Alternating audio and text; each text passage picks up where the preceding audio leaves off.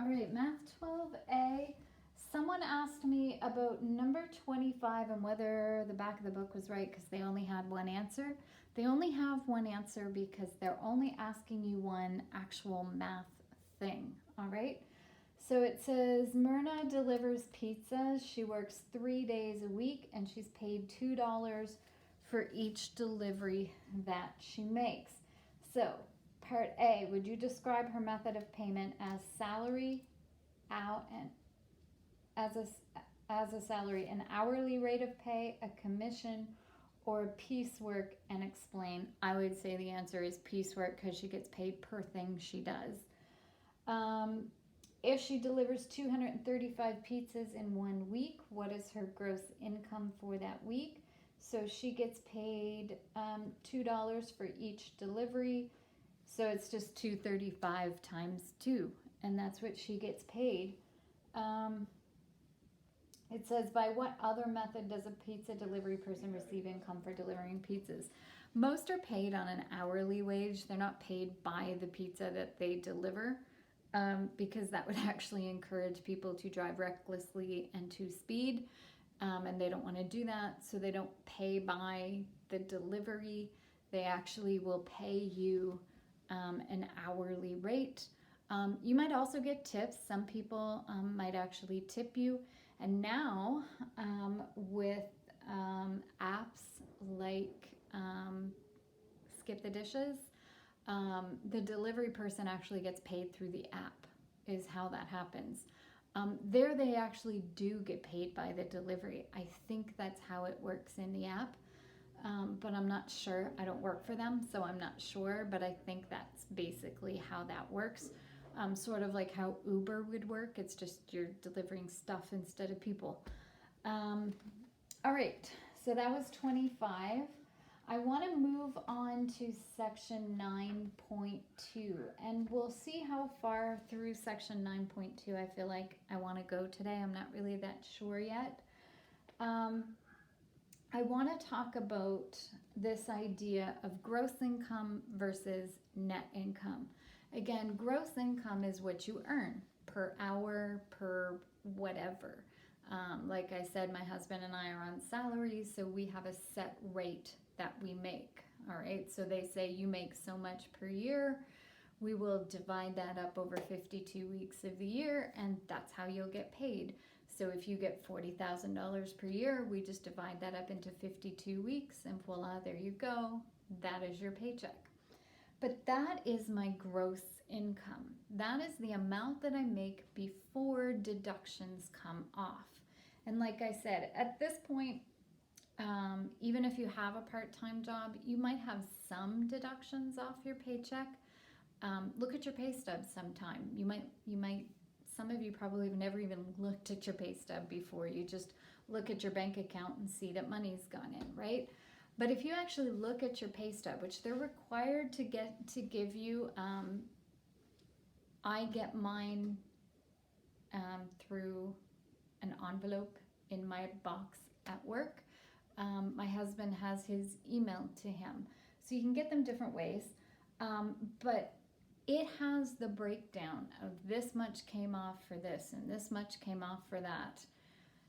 So how does the government figure all this out? Because there's a lot of things that do and can, sorry, I'm dizzy for a second there, that do and can come off of your paycheck. And the order they come off is actually important. So some of the major things that we're going to talk about that come off of your paycheck. One of the things that come off is something called CPP. That stands for Canada Pension Plan, all right? Canada Pension Plan. That is money that the government takes off of your paycheck and supposedly puts away somewhere for when I retire, and then all the money that I put into it, I am supposed to be able to get back out. And my employer has to put money in CPP for me as well. So I have to put in, and my employer has to put in CPP under, basically like for me, under my name. Now, I say it's supposed to go in a pot somewhere and just kind of sit there for me, but that's not actually what the government does with it. What the government actually does with it is they actually use it to pay for other social programs that we have. Things like medical and welfare and other social programs. There's all kinds of them that we have. We are a very, we're not a, we're not technically a socialist country, but we have a lot of socialist programs. We have, and all that means is the government pays for a lot of things like a welfare system, like our medical system. When we go to a hospital, we don't have to worry about the bill because the government takes care of that for us. But that money has to come from somewhere. The money to pay for, to keep the hospitals running, to pay the doctors, to pay the nurses, to pay for all of those things. My husband just the other day was inspecting, he does a lot of medical equipment, and he was inspecting a little heart monitor. That heart monitor was like, I don't know how many thousands of dollars. He was inspecting something else. It was some kind of a defibrillator machine or something, and it was like $250,000. Like, it wasn't a cheap piece of machinery. These things are very, very costly. Well, that money has to come from somewhere.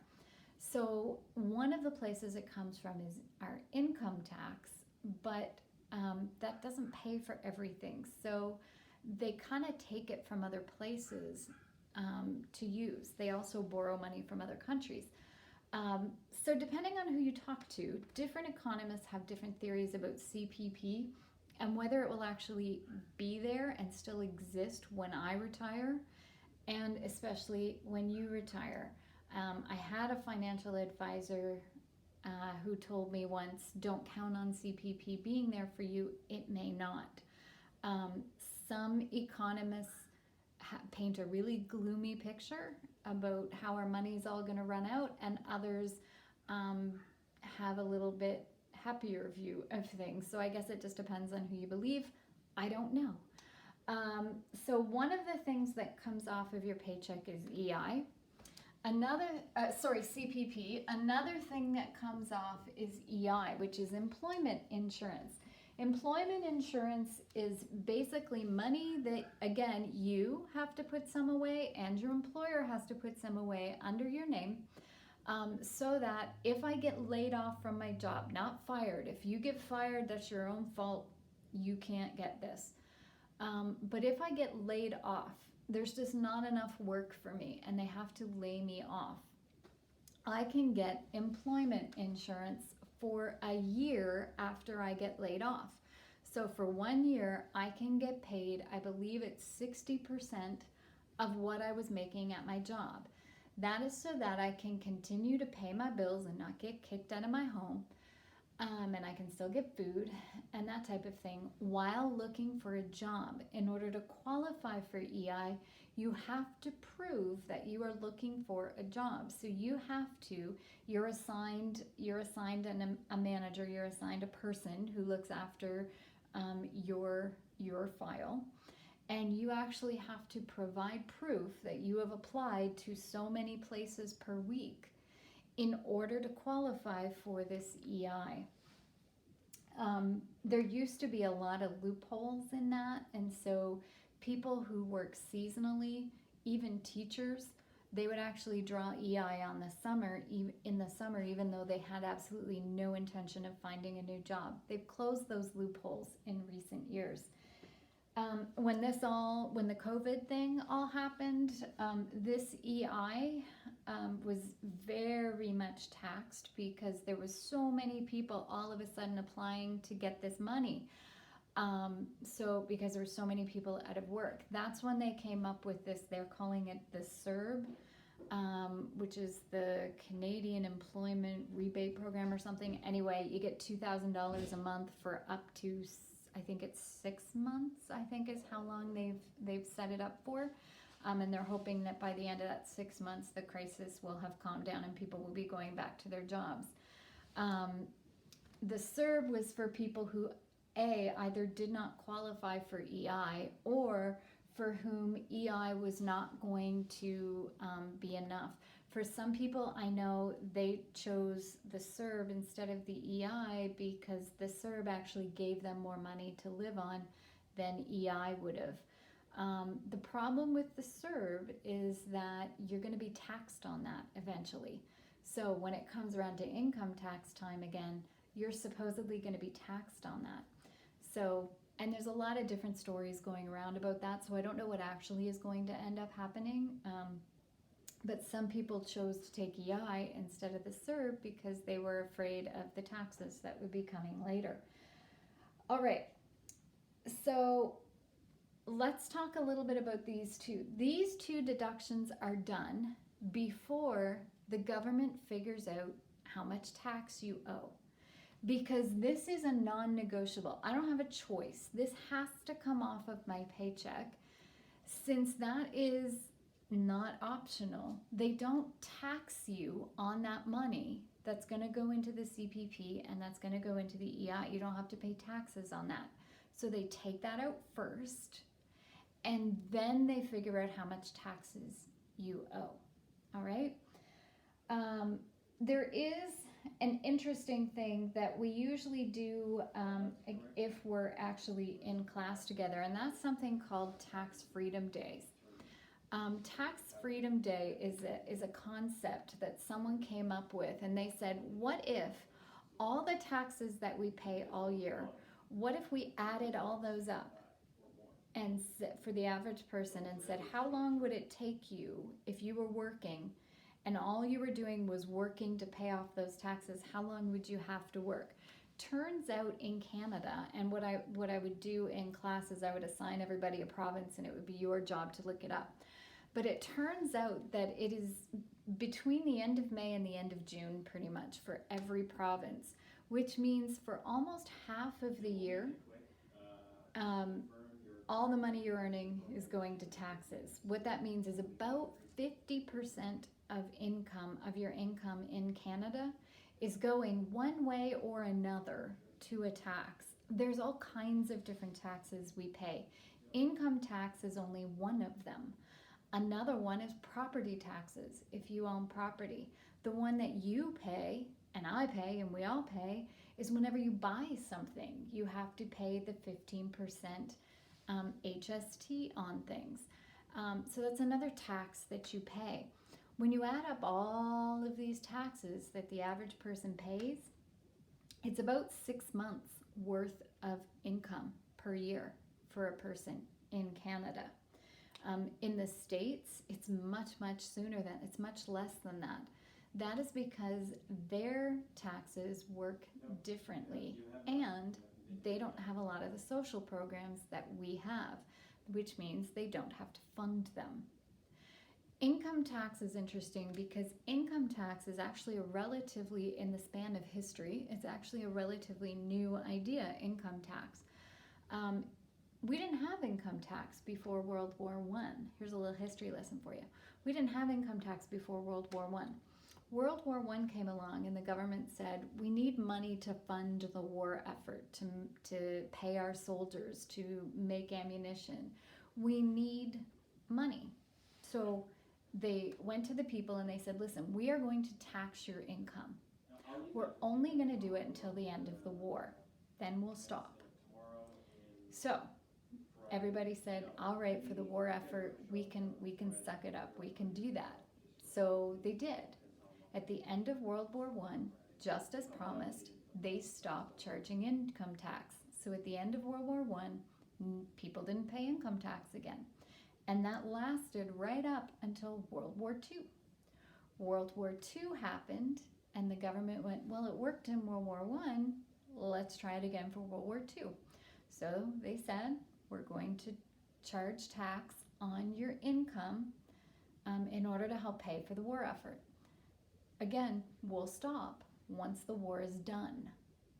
This time, however, when the war was done, they didn't stop charging income tax. They found out it was such a good way of making money for the government, and that they could use that money to fund different programs for the country. They decided to keep it going. So that's your history lesson on where did income tax come from. All right, so we're going to talk about how we figure some of this out. And this video is getting long, so we're actually not going to talk about taxes today. We're only going to talk about CPP and EI. Now, like I said,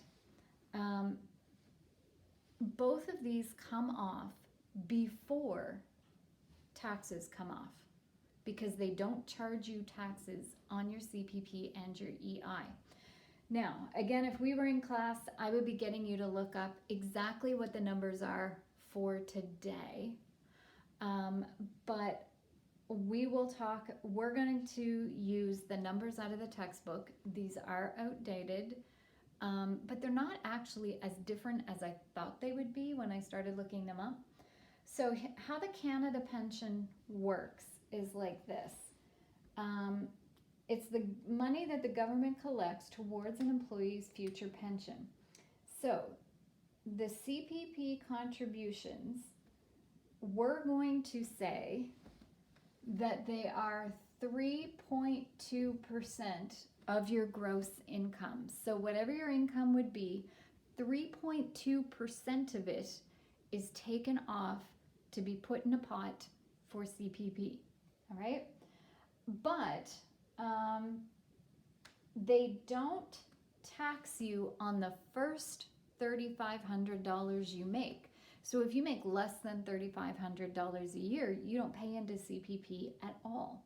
So you only pay CPP on anything over $3,500, and they actually stop charging CPP at a certain amount. So if you make $2 million, they don't keep charging CPP all the way up to that $2 million. They figure if you're making $2 million a year, you're probably not going to need CPP because you're going to be rich anyway. So they only charge you CPP up to $36,900. Now again, these numbers have changed over the years. It's not 3.2% anymore. And if you want to know what it is, you can Google it. I don't remember what it was last year.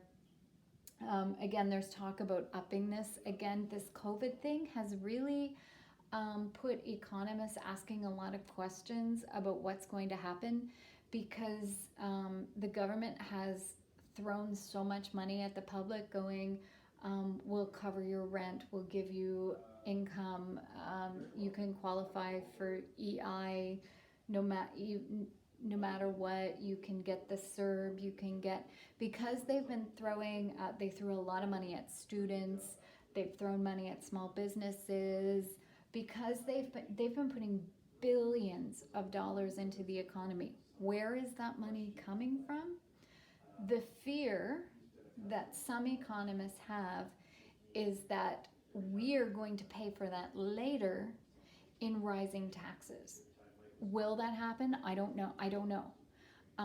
But that is the discussion going on. Does that mean that 1-2 years down the road, the government's going to say, hey, listen, we're now so far in debt because 2 years ago that COVID thing happened and we had to flood the economy with billions of dollars. We need that back now. And so we're going to up all the tax rates. Will that happen? I don't know. But that is a suggestion that is out there. And the same thing with, we're going to have to up CPP because people won't be working for a while, so they'll need extra money in CPP later. Same thing with EI. Right now there's so many people drawing money out of EI that we're going to have to fill that pot back up again when everybody starts working again. So are they going to up EI contributions? I don't know. But again, that's a suggestion that is out there. Who knows what will happen? I don't have a crystal ball. Wish I did. It would help my investments a lot. But anyway, so if you don't understand this yet, that you pay 3.2% on anything you make over $3,500 all the way up to $36,900. If you make more than that, you don't have to pay CPP on the more than that. we're going to do an example with it. Don't worry. All right. EI is you pay 2.7%. Again, those numbers have changed. The last time I looked at it, actually, you paid less than that. I think it was like 1.8 or something. But the EI had actually gone down over the years, not up. I don't know if it's still that way or not. So 2.7% to a max of $1,053. In other words, if they do the calculation on your yearly income and the EI contributions comes out to more than 1,053, they stop at 1,053. Again, that is higher now because we make more money now, and it costs more money to live. So that cap is higher now, but that's okay. So we're going to do just example one. We're going to do just example one, and that's it. It's on page 533 so that you can see how this works. All right. So Roman's gross income is $925 bi-weekly. All right. So he gets paid every 2 weeks, and his paycheck, his gross pay is $925. Again, that's not what he gets to take home. That's just what he has earned. All right. What we're going to do is we're going to calculate his CPP contribution and his EI premium for each pay period. Okay. So we're going to figure out on his paycheck when he gets his pay stub. Okay, it's going to say 925, and then it's going to say CPP minus a certain amount, and it's going to say EI minus a certain amount. What is that certain amount? All right, that's what they want to know. So here's how we go about doing this.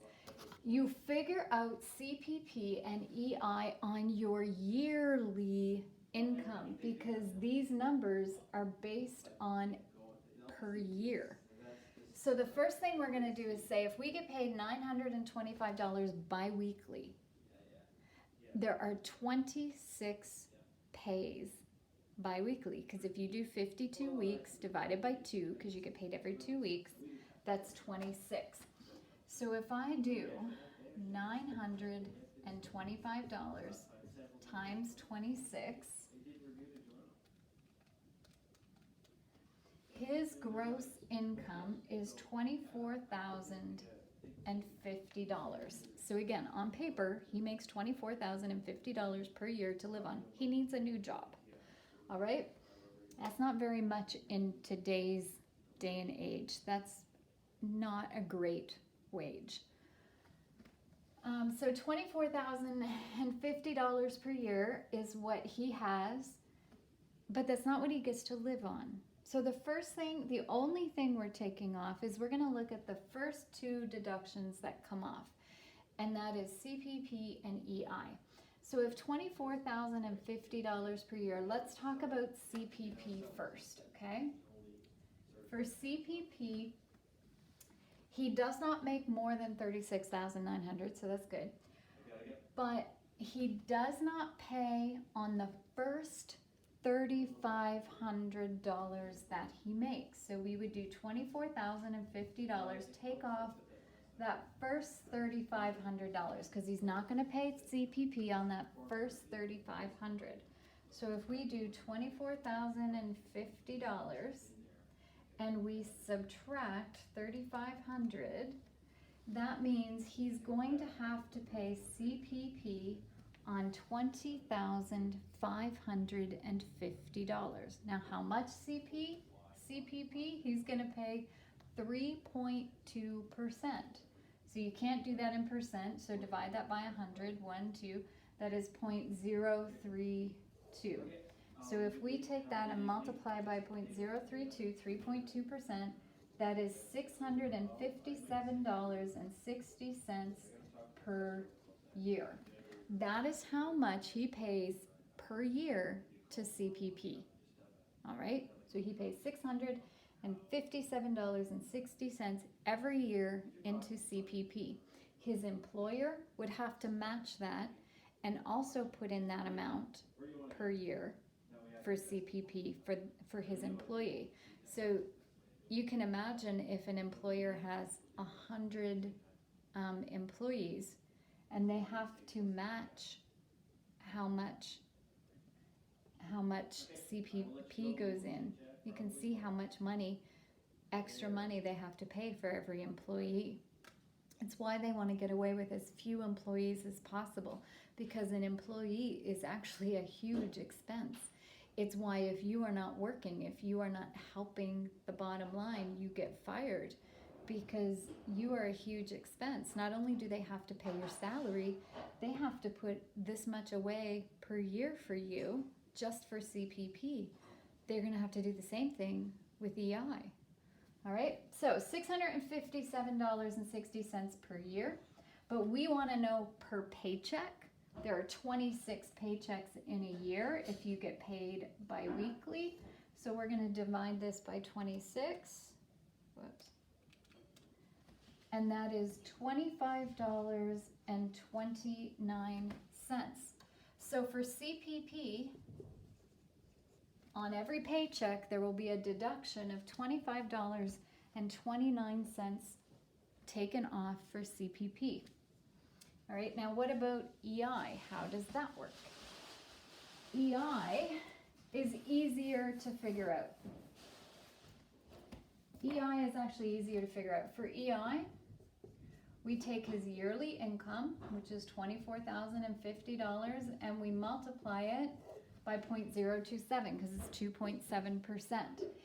If the answer is less than 1,053, we use it. If it's more than 1,053, we use 1,053 as our answer. All right, so we're going to do $24,050. Whoops. And we're going to multiply that by 0.027, and we're going to get $649.35 per year. So again, that's less than the 1,053, so this is what we're using. So he's losing, I guess it's not losing, but of that $24,050, $650 of it he will never see. It will go into a pot for EI. He will only see it, in a way, if he has to collect EI. I have never in my life collected EI because I've never been laid off. Neither has my husband. He was laid off once, but he was out of work for 3 days before he found another job, so no opportunity to get EI. So both my husband and I have paid into EI, me for 25 years, him for about 30, and we have never once taken 1 cent out of that pot to help ourselves. All right, so it has gone to other people who needed to use it. All right, at least I hope they needed it. All right, so $649.35 per year, but we want to know per paycheck, so we're going to divide by 26, and that is $24.98. $24, whoops, I don't know why I wrote a 2, and 98 cents. So the next deduction he will see on his paycheck is $24.98. So already from his $925, we are subtracting $25.29 and $24.98. So we are now down to $874.73. This is the number that the government will use to calculate how much taxes they will have to take off. All right? So he still is not getting to bring home this amount. At this point, the government will say, this is the amount of money we have to tax this person on. And so then they will figure out how much federal tax do they have to pay on that, and how much provincial tax do they have to pay on that. They will take that off, And then whatever is left, you might get to keep that and take that home. There are a couple of other deductions that could happen. Any other deduction that happens beyond CPP and EI happen after taxes have been taken off. All right? So CPP and EI are the only two deductions that come off before taxes are figured out. All right, I'm going to leave it there. We're going to talk about taxes tomorrow so I can depress you even more. But we're going to talk about taxes tomorrow because taxes can get a little bit complicated. Again, we are going to do a simplified version of what the government actually does because really the math they do is crazy complicated. I just think they want to make sure nobody can follow it. But the math they do to figure it out is really, really complicated. So we're going to do a simplified version of it. It's similar to what they do. It's just a little bit easier to figure out. So you can see so far this guy has already lost over $50 of his paycheck and he has not bought food, paid rent, lived at all yet. All right. So I'm going to give you a few to try just with CPP and EI. These are the numbers you're going to need. You don't have to memorize them. Again, you're not going to be doing an exam anyway, but even on a test, I don't care if you have those. I would be providing them to you on a test or letting you open your textbook and look at it. I don't expect you to memorize this. Okay? So we'll talk to you again soon.